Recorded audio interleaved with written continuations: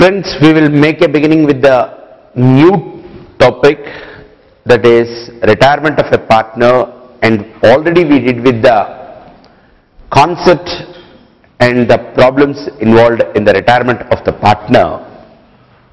What we do for the day is the multiple choice questions in the topic of retirement of the partner. First question, a retiring partner continues to be liable for the obligations incurred after his retirement. When a retiring partner will have an obligation even after the retirement, if he don't give a public notice of the fact that he got retired from that particular firm. So, B, if he does not give the public notice of his retirement, B is the right answer. Question number 2. At the time of retirement of a partner, the profits or losses on revaluation shall be credited to the capital accounts of, yes friends, either at the time of admission or at the time of retirement. Partners will prepare an account called as a revaluation account. And any profit or loss on account of such revaluation will be distributed between all the old partners in their old profit sharing ratio. For question number 2, A is the right answer. Question number 3, at the time of the retirement of a partner, the whole goodwill amount is credited to. See, at the time of the retirement, what need to happen, friends? First, goodwill should be raised in the books. How do you raise the goodwill in the books? Goodwill account dated to all partners capital account, and it will be distributed in the old profit sharing ratio. Later on, after his retirement, it will be written off among the new partners in their new profit sharing ratio is what we have studied in the concept. So, as such, the answer for this question is, at the time of the retirement, you are going to raise the goodwill and credit the same to the old partners, that is all partners in their profit sharing ratio. Write the entry, goodwill account dated to all partners capital account. Goodwill account dated to all partners capital account.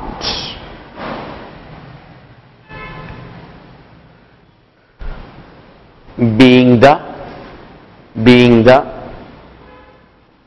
goodwill raised on retirement,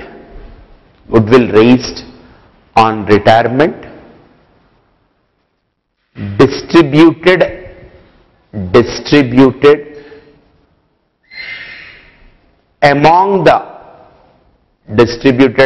among the all old partners in their old profit sharing ratio. Question number 4. The gaining ratio is calculated at what time? Friends, on admission, you need to calculate the sacrificing ratio. On retirement, let us suppose A, B, C are equal partners. Equal partners means 1 by 3, 1 by 3, 1 by 3. If C retires, what will happen? Only A and B will be there, and their shares will be 1 by 2, 1 by 2. That means on retirement of an existing partners, old partners are going to gain. So, you need to calculate what? Gaining ratio. And gaining ratio is to be calculated at what time? At the time of the retirement of the partner. Sacrificing ratio is calculated at the time of admission of a partner. So here B is the right answer, retirement of a partner. Question number 5. The deceased partner's share of profit from the date of the previous balance sheet to the date of partner's death is calculated. See, point here is 31st March 2009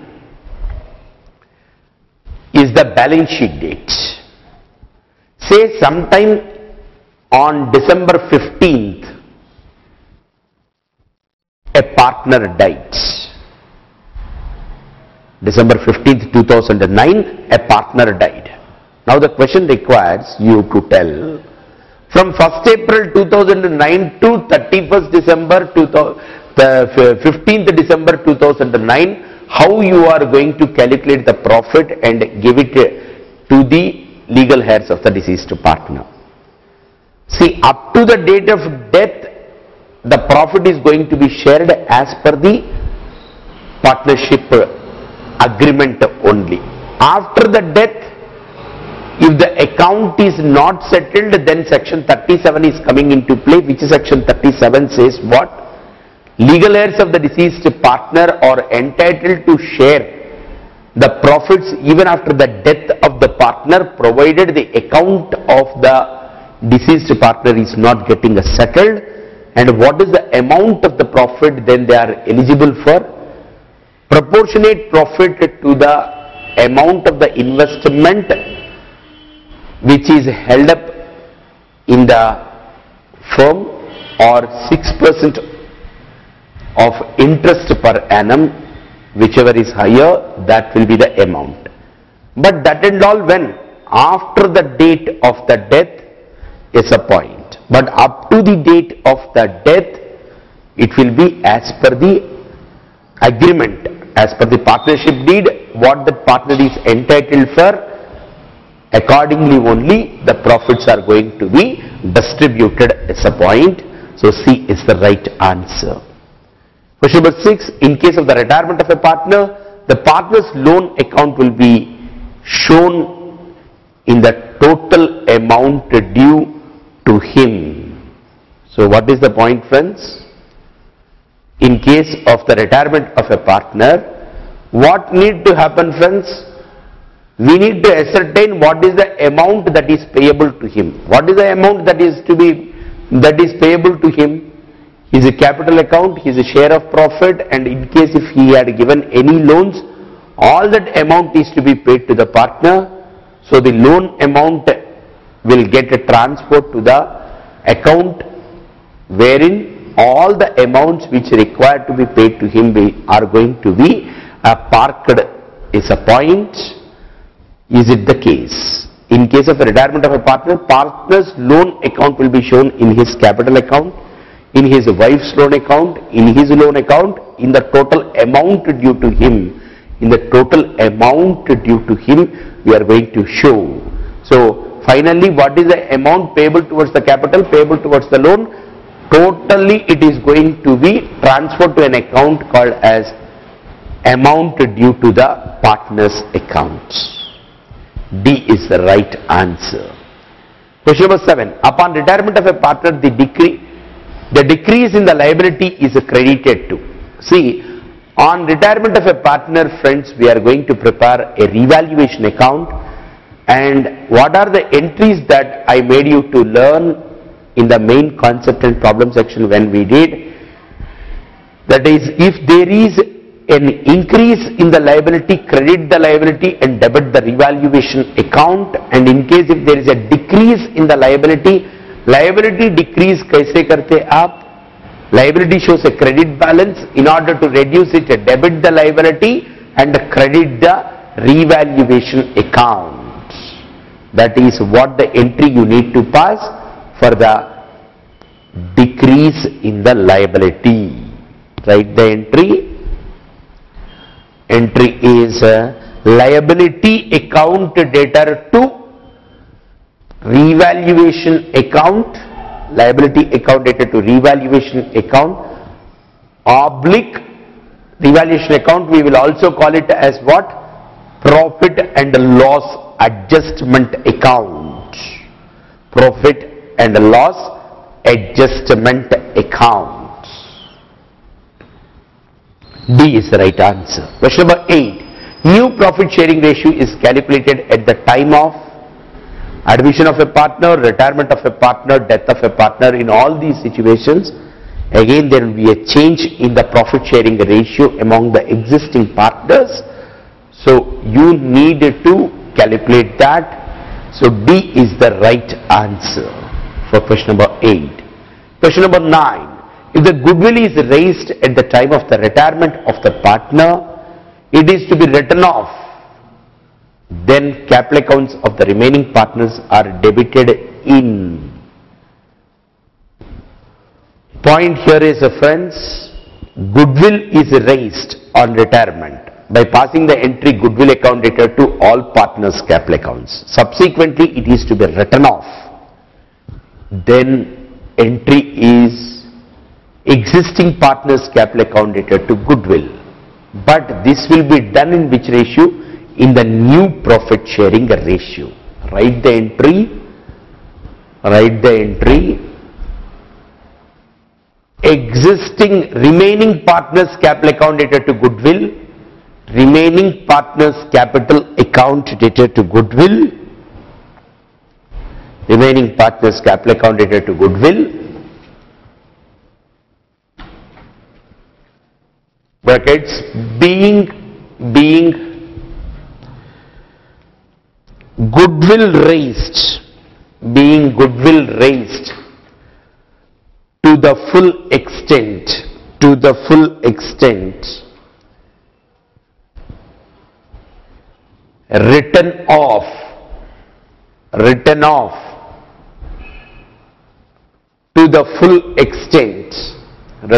to the full extent, and distributed among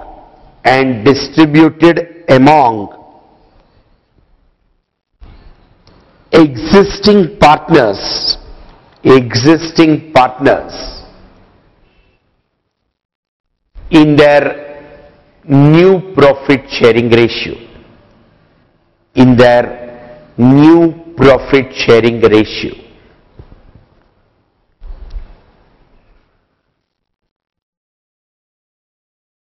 So A is the right answer. Now I move to the question number 10. The balance in the general reserve is to be transferred to the capital accounts of the partners.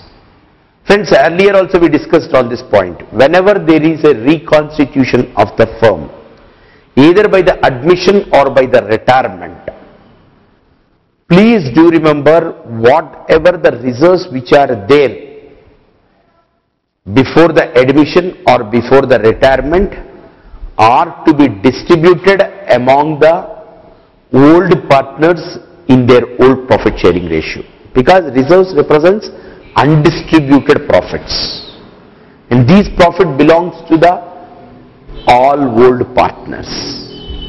So whenever there is a change in the constitution of the firm, then the balance in the general reserve is to be transferred to the capital accounts of the partners in which ratio? In their old profit sharing ratio.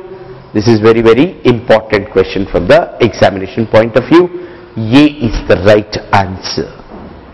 Question number 11. Of course, from 11 to 16 what we say, identify the effect of the following transactions on revaluation accounts. The amount of the life policy received on the death of a partner. See,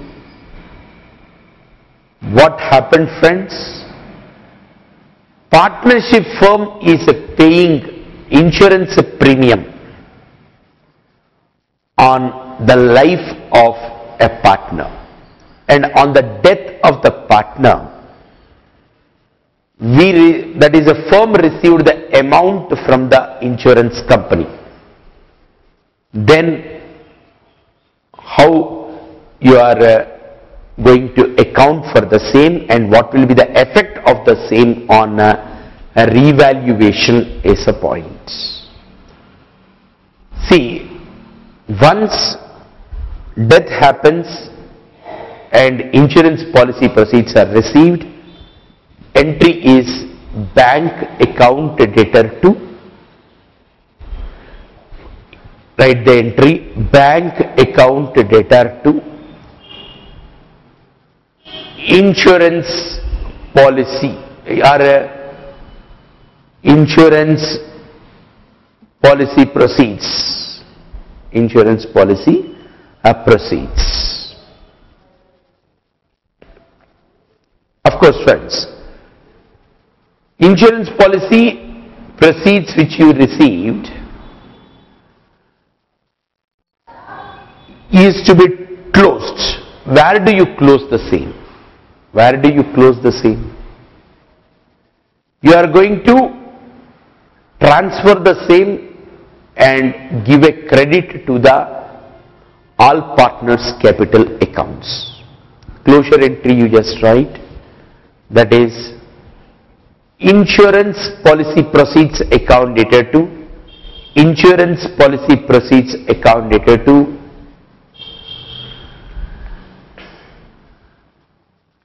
all partners capital accounts, all partners capital accounts being the insurance policy proceeds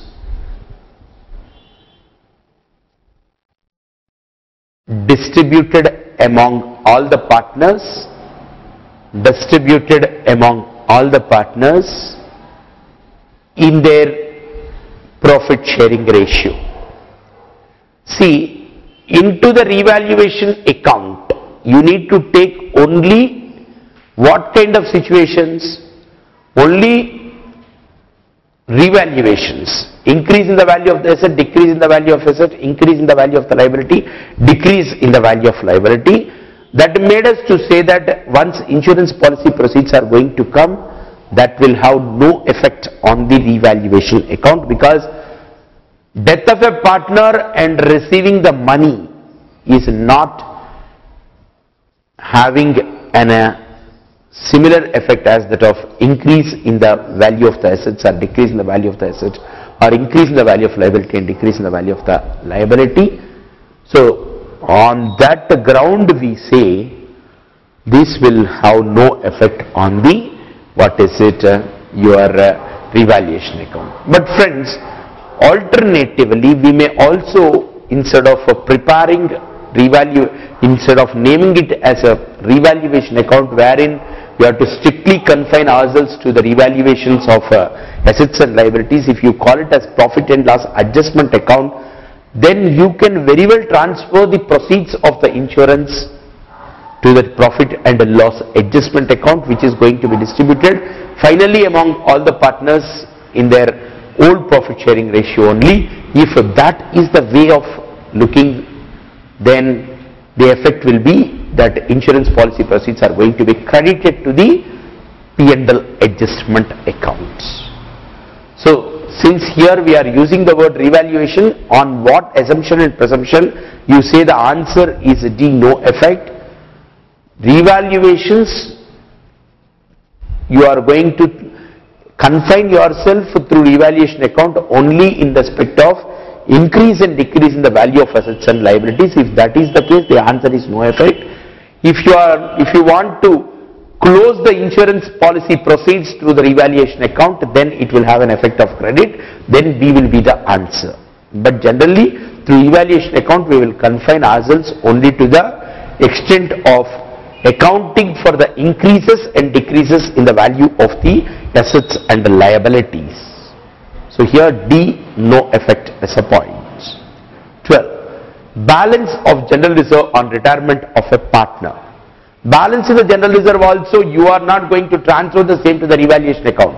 Straight away you are going to transfer the same to the capital accounts. Write the entry. General reserve ko kya karte aap? General reserve account dated to old partners capital accounts. General reserve account dated to old partners capital accounts being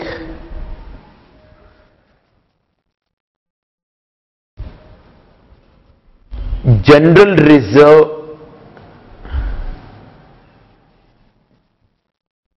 distributed among the old partners, distributed among the old partners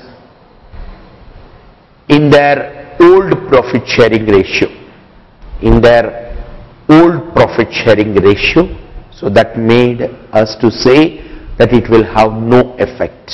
D is the right answer. Question number 13, friends. Creditor's balance on the retirement of a partner.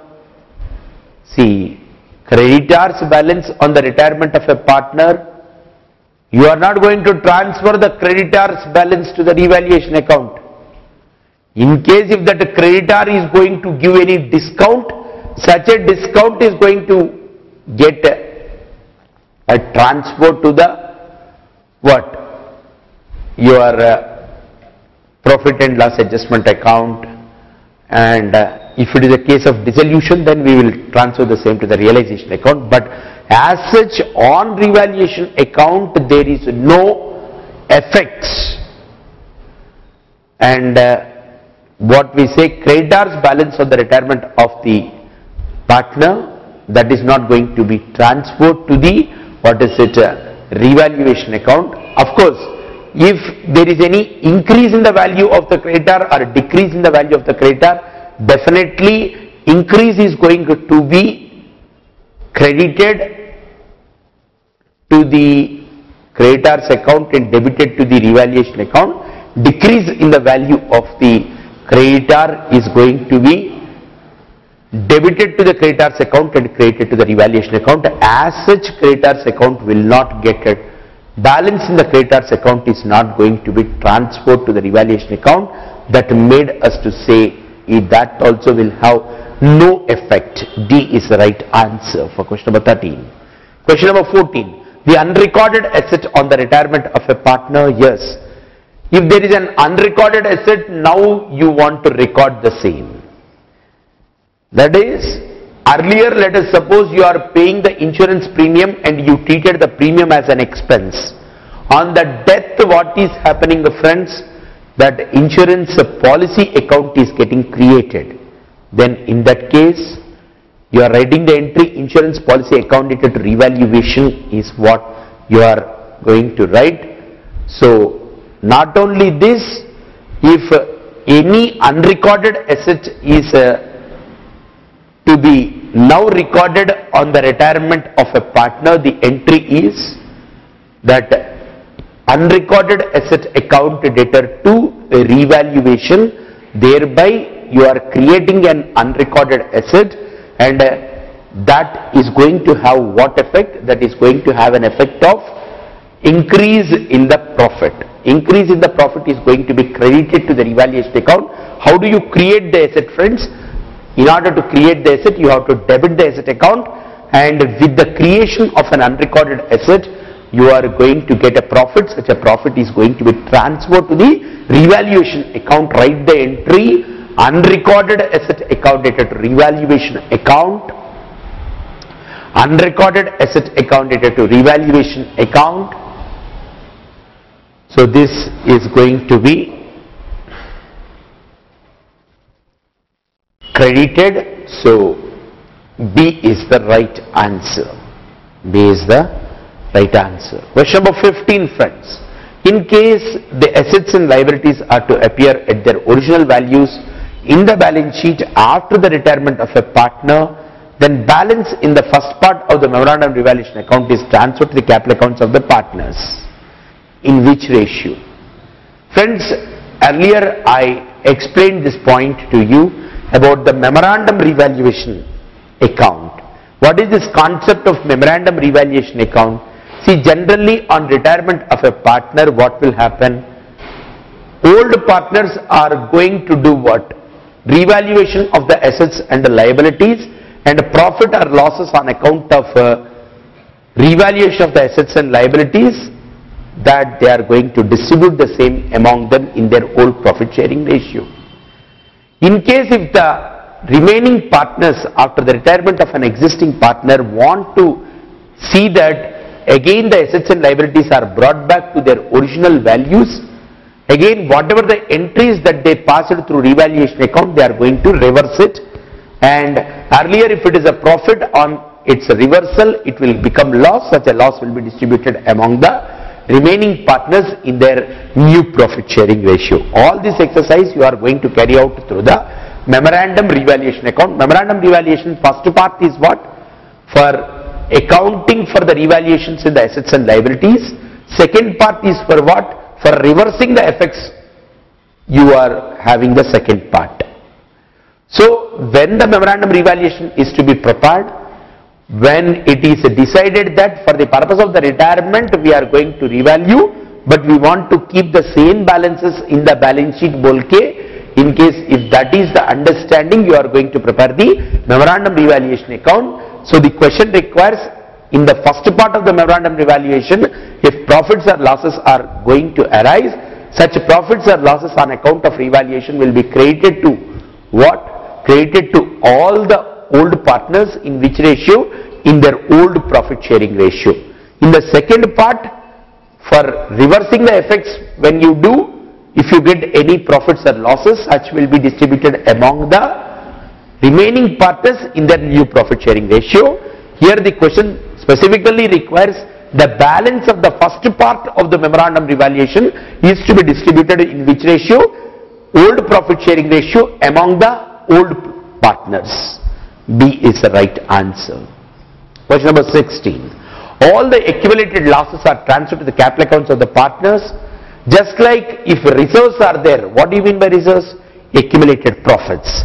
Like that only, if accumulated losses are there, such accumulated losses are going to be transferred to the what?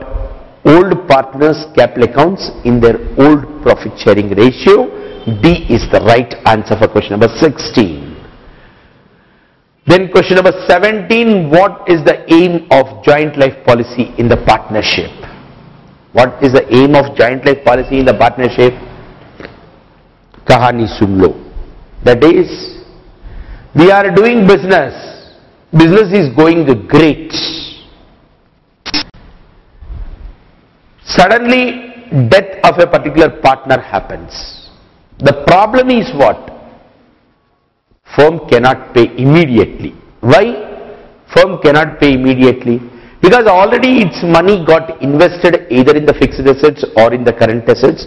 So it will take substantial time to realize that money and pay off the legal heirs of the deceased partner. But the legal heirs will be putting lot of pressure. In that case, we have to make a distressed sale of assets and incur huge losses. Not only that, you are also going to face the liquidity problem. Because if you suddenly withdraw so much of your investment in the business, naturally for the existing projects or the plans to get executed, you require money. That money, then the problem comes.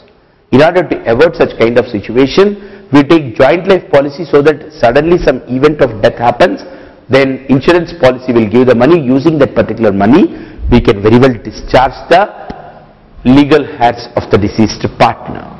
So to make available sufficient cash for settling the claim made by the heirs of the deceased partner, so with this objective only, we are going to take the joint life policy. C is the right answer. Question number 18. On death of a partner, the amount of joint life policy should be credited to the capital accounts of all the partners, including the deceased partner, in their old profit sharing ratio. So whenever the joint life policy gets matured on account of the death, entry is joint life policy account debtor to old partners capital accounts, then bank account debtor to joint life policy. Please take the two entries. Joint life policy account debtor to old partners capital accounts, then being the narration is what? Being the amount recoverable from insurance company, being the amount recoverable from insurance company transferred to the all partners, to transfer to all partners capital accounts in their old profit sharing ratio, in their old profit sharing ratio. Of course, on receipt of the money, entry is bank account debtor to joint life policy. On receipt, what is the entry? Bank account debtor to a joint life policy. Then friends, question number 19. The balance of the joint life policy account of the partners would represent what? See, earlier when we studied in the theory, I explained there about the joint life policy, friends. There are different ways of accounting for the joint life policy. One way of doing it is what? One way of doing it is treating the joint life policy premium as an expense. Second way of doing it is what? Instead of treating it as an expense, you create an asset, and at the every year end you show what is the joint life policy's surrender value.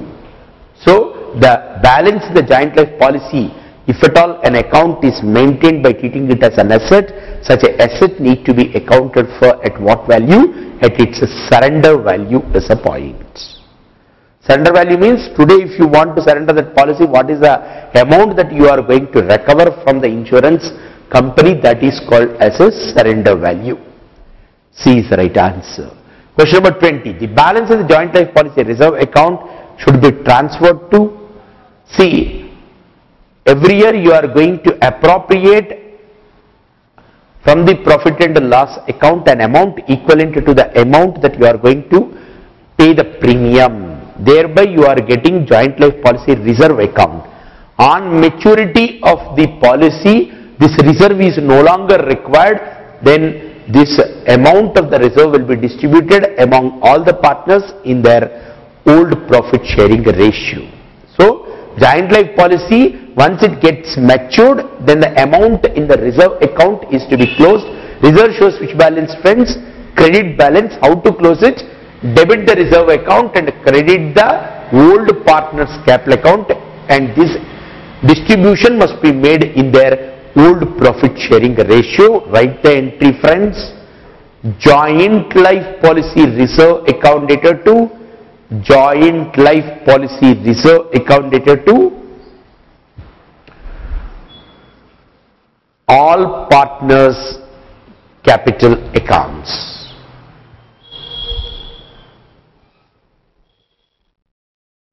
Being the amount in the reserve, being the amount in the joint policy reserve distributed among all the partners,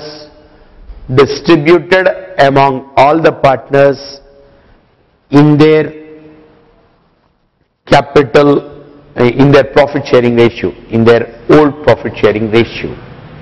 So question number 20, friends, C is the right answer.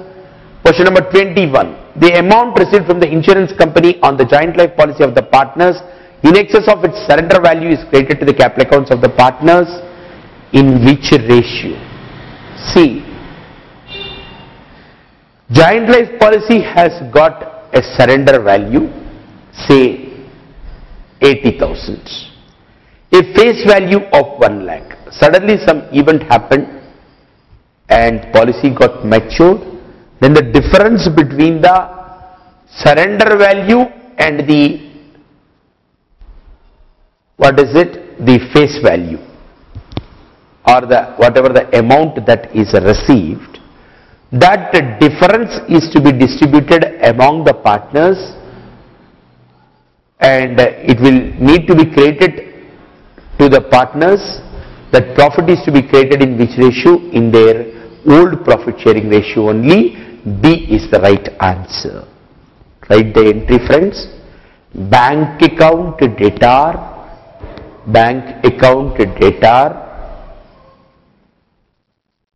to joint life policy, bank account debtor to joint life policy, to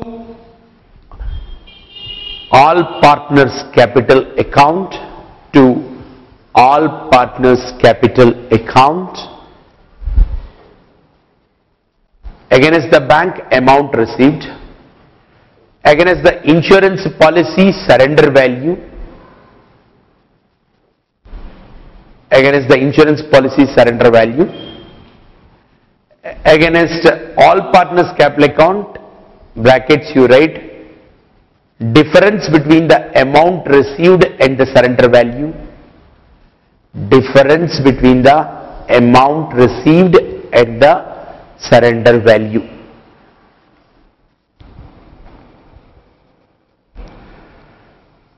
So, B is the right answer. B is the right answer, not the A. Question number 22. Joint life policy account after the maturity of the policy should be transferred to the capital accounts of the partners in which ratio? In which ratio? In the old profit sharing ratio only. On maturity, joint life policy account will be credited to the old partners capital account in their old profit sharing ratio. B is the right answer even for question number 22. Question number 23. Premium paid on the joint life policy of the partners.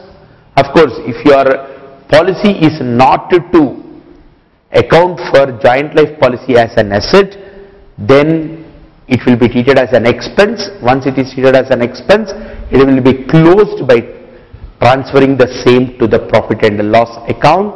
Entry is profit and loss account dated to joint life policy premium. So write the entry.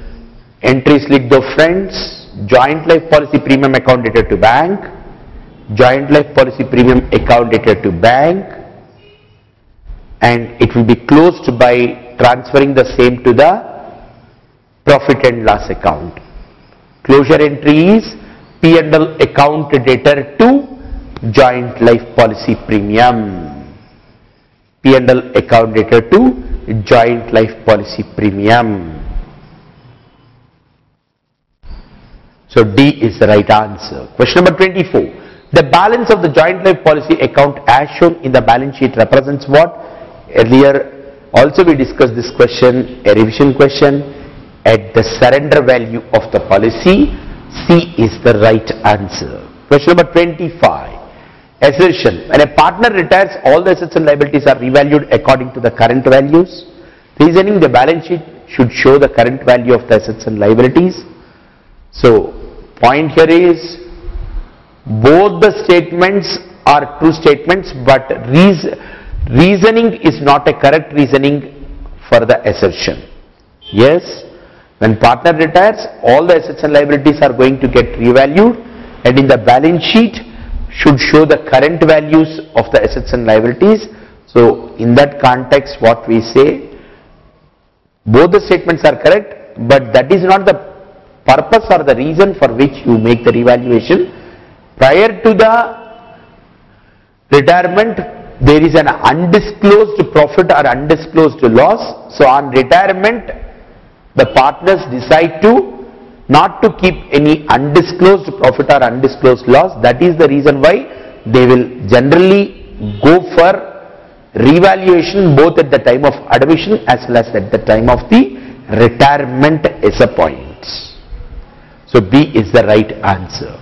Question number 26. The balance of the retiring partner's capital account is transferred to dash if not paid in the cash. The total amount payable to the partner immediately, if it is not settled, it will be transferred to an account called as loan from partner's account. So C is the right answer. Once, let us suppose Monica and Divya and Chakravarti are doing the business in the partnership firm, and Monica retires, and immediately if amount payable to her towards the capital is not paid, then such amount from capital account, it should be transferred to which account? Loan account. C is the right answer. Question number 27. On retirement of a partner, continuing partners gain in terms of their profit sharing ratio. Yes. Earlier, if three partners are there, if their profit sharing ratio is 1/3, 1/3, 1/3, once one partner gets retired, then subsequently their profit sharing ratio will be what? Their profit sharing ratio will be 50-50%. Naturally, they are going to gain by way of their profit sharing ratio. C is the right answer.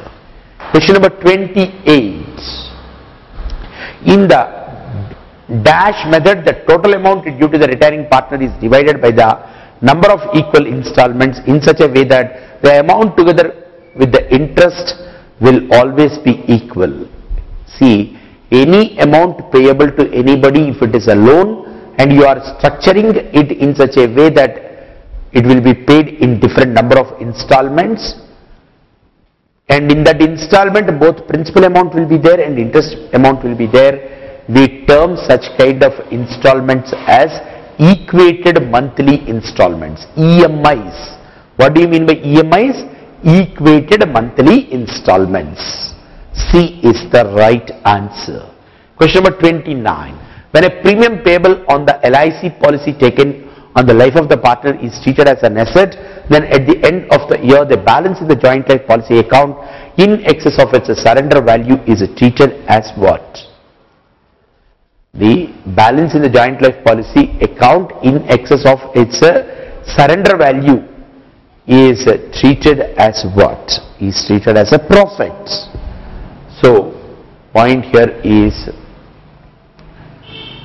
here premium is payable on the life policy and you are going on debiting this premium to the policy account, and what you are saying, at the end of the year the balance in the joint life policy is in excess of its surrender value, then it is treated as a loss, not a profit, it's a loss. B.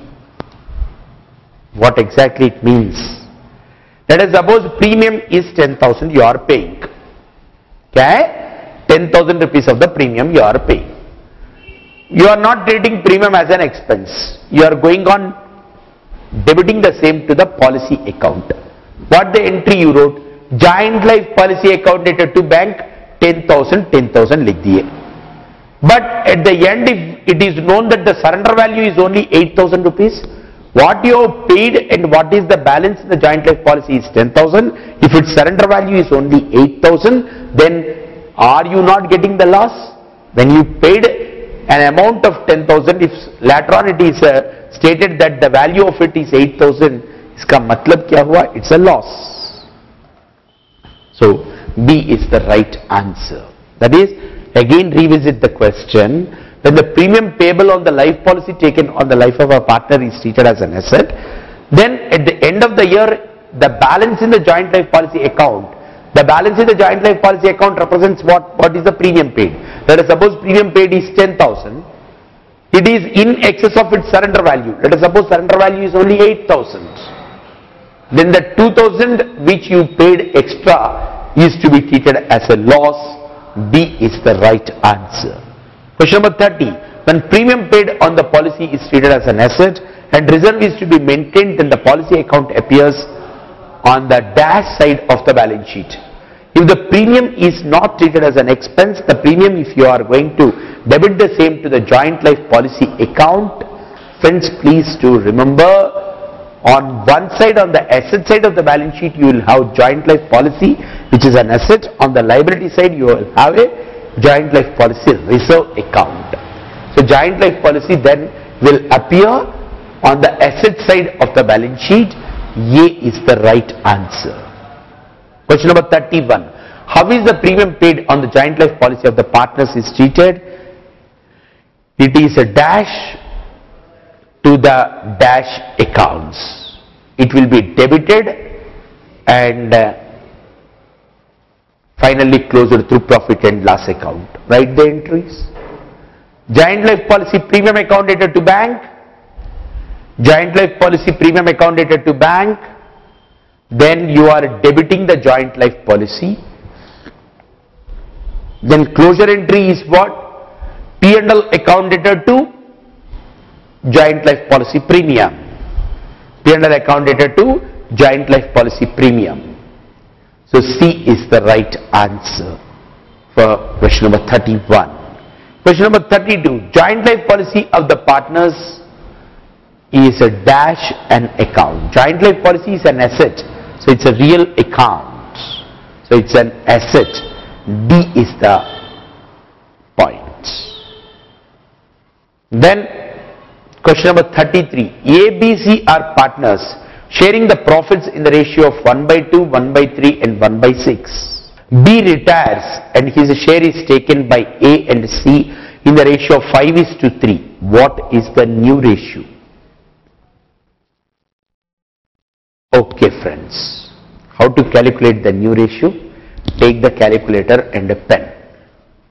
That is, gaining ratio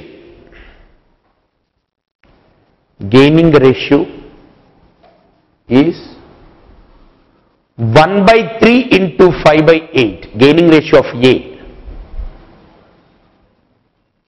1 by 3 into 5 by 8. How much is 1 by 3 into 5 by? 5 by 24. Gaining ratio of C, 1 by 3 into 3 by 8. 1 by 3 into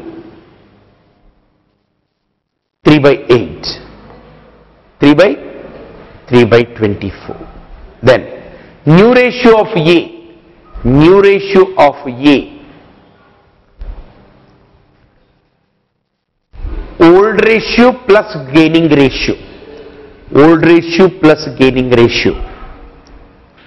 1 by 2 plus 1 by 2 plus, what is it? 1 by 2 plus kitna? 5 by 24.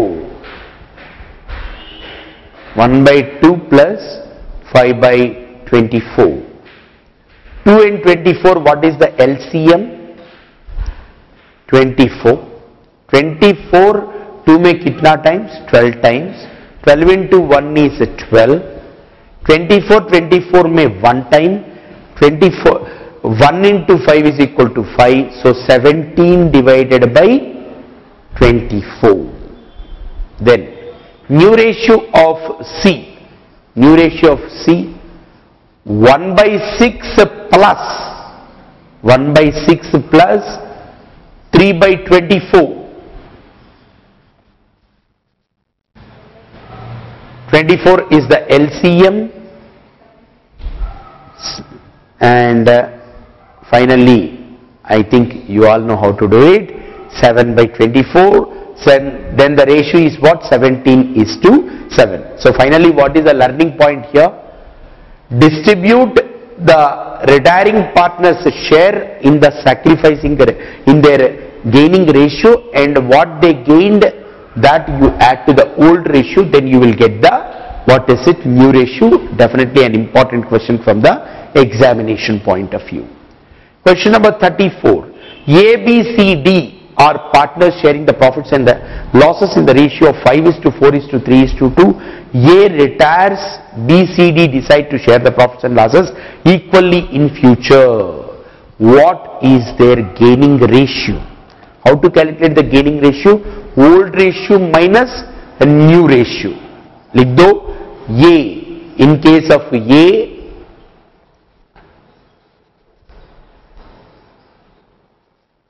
what is it? Old ratio is what?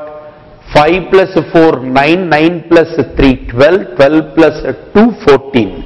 4 by 14, 4 by 14 minus 1 by 3. 4 by 14 minus 1 by 3. Or other way around, 1 by 3 minus 4 by 14. 1 by 3 is the old ratio. That is what? 1 by 3 is the new ratio. New ratio minus old ratio will give the gaining ratio. 1 by 3 minus 4 by 14. 3 and 14, what is the LCM? 42. 42, 3 में कितना times? 14 times. 14 into 1 into 14 is 14, and 14 in that case 2 by 42. Okay. Then as far as C is concerned, 1 by 3 minus 3 by 14. 1 by 3 minus 3 by 14. How much it is coming, friends? Properly you do, no confusion. 1 by 3 minus 3 by 14. 3 and 14, what is the LCM? 5 by 42. So you need not calculate for the D. Here if you see the options, automatically you will get an idea. 2:5:8. Of course, if you want, you continue to do the D also. 2:5:8 is the gaining ratio. Then friends, I move to the 35th question. A, B, C are partners sharing the profits and losses in the ratio of 1 by 2, 2 by 5, 1 by 10. Find the new profit sharing ratio of B and C if A retires. See, nothing is stated. Nothing is stated regarding how much the remaining partners are going to gain. Normally, new ratio is what? Old ratio plus gaining ratio. So, whenever a partner retires and if nothing is stated, his share of profit will be distributed among the existing partners in their old profit sharing ratio. In their old profit sharing ratio. See, 1 by 2, 1 by 10 is the old profit sharing ratio of who is retiring? A is retiring, na? If A is retiring, his half share must be distributed among the other two in the old profit sharing ratio. In case of the admission, what we said, the remaining share is to be distributed among the old partners in their old profit sharing ratio. In the same way, in case of the retirement, that is the retiring partner's share is to be distributed among the existing partners in their old profit sharing ratio. So write that particular point. The retiring partner's share is to be distributed. The retiring partner's share is to be distributed among the old remaining partners. Among the remaining partners in their old profit sharing ratio. In their old profit sharing ratio. Accordingly, gaining ratio of B. Gaining ratio of B, 1 by 2 into 2 by 5. 1 by 2 into 2 by 5, how much it is? 2 by 10. Gaining ratio of C,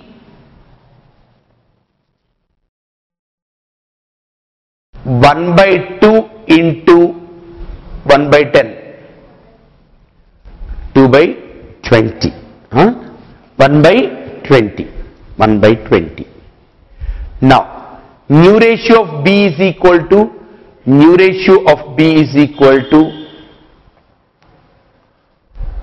ratio plus gaining ratio. Old ratio plus gaining ratio. What is it, friends? Old ratio is 2 by 5 plus 2 by 10. 2 by 5 plus 2 by 10. 5 and 10, 10 is the LCM. Then 2 times 6 by 10. Keep that. 6 by 10. Then new ratio of C. New ratio of C will be 1 by 10 plus, what is his gaining ratio? 1 by 20. 1 by 10 plus 1 by 20. 3 by 20. So, what is it, friends? What is the A's new share? A's new share कितना है बताओ? ये not A, B. 6 by 10 is to 3 by 20. तो कैसे करेंगे हम? 6 by, what is it? 6 by 10. The other side, what is it? 3 by 20. How to make this 10 into 20? Multiply the numerator and denominator with 2. That is 6 by 10 into 2 by 2. 12 by 20. So the other person is what? So what is the ratio? 12:3. Make D as 12:3 and say that D is the right answer. Question number 36. X, Y and Z are sharing their profits and losses in the ratio of 2:1. Z retired from the business and his shares were purchased equally by X and Y. The new profit sharing ratio of X and Y will be. See, clearly stated Z got retired and his share is equally purchased by X and Y. Equally purchased का मतलब क्या है? Write down gaining ratio of X. Gaining ratio of X 1/5 into 1/2. 1/5 into 1/2. How much it is? 1/10. Then gaining ratio of Y 1/5 into 1/2. What is it? 1/10. Now, new ratio of X. New ratio of X. What is it, friends? 2/5 plus 1/10. 2/5 plus 1/10. How much it is? 5/10, which is equal to 1/2. So also Y is also going to be 1/2. So 1/2, 1/2. A is the right answer. Then friends, question number 37. X, Y and Z are partners in the ratio of 1/2, 1/3, 1/6. Z dies. The gaining ratio of X and Y will be, if nothing is stated, friends, then the deceased partner or the retiring partner's share must be distributed among the remaining partners in which ratio? In their old profit sharing ratio. Then after you find out the gaining, you add the same to the, what is it, their old shares, then you will get the new share. Of course, earlier we did this kind of the problem. Just simply make a note, then solution you can derive. The answer is 3:2. That note which I am giving is deceased partner's share of profit. Deceased partner's share of profit is to be distributed among the remaining partners in their old profit sharing ratio,